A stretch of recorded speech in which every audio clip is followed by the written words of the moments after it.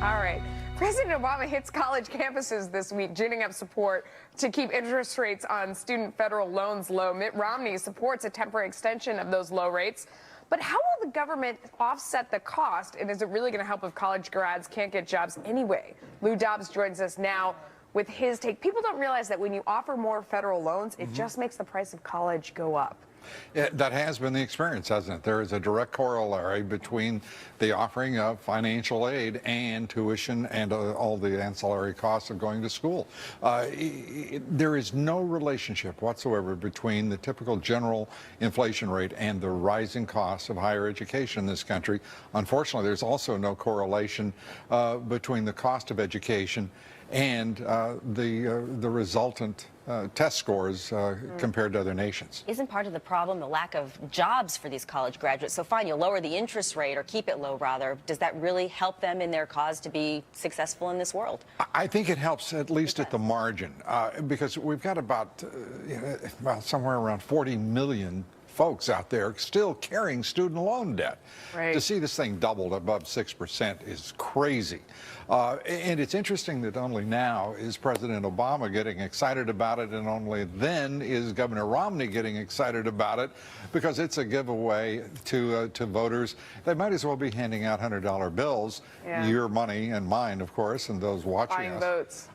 Buying votes, and it's that simple. But it is also, at least at the margin, helpful. But we've got to go far deeper in our public policy when it comes to education. It's entirely, I think, an appropriate role for the federal government to be in the business of making it possible for talented, gifted, smart students to be going to school. But there have to be standards, and there has to be some procedure that is fair and equitable, but based on talent and skill and merit. I mean, it's become a serious question among people of our generation, saying, like, does it make sense to send your kids to college any longer? It doesn't have the same value that it did before. Now there are so many colleges that essentially cost the same, accredited and not, and offering different values, but it's all so expensive. What is it really worth?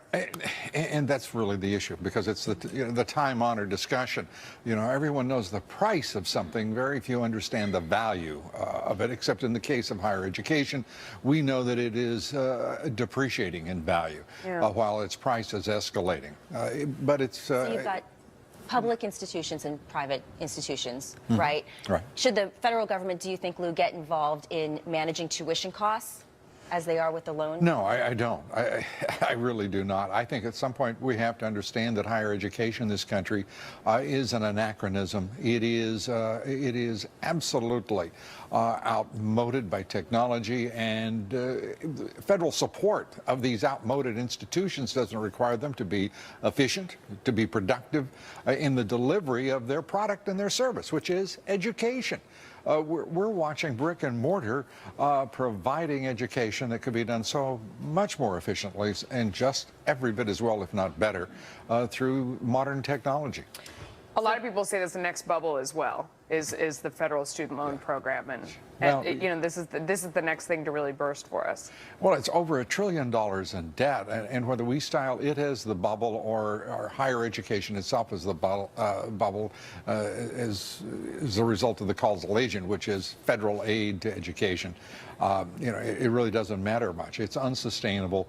Over $1 trillion in student loans out there are going to have to be paid in some fashion or forfeited. Either way, you and me, we're all going to be paying for it. And we're all paying for it. Lou Dobbs, thank you so much. We're going to drag you out here every day at this time to illuminate issues for us. Thank you so much. We appreciate it. Of course, you can see Lou at 7 and 10 p.m. Eastern. Tonight, you can catch Arizona Governor Jan Brewer, talking about the Supreme Court's hearing on immigration enforcement law arguments. That's going to be really fascinating. I can't wait to see that one. That's a good guest.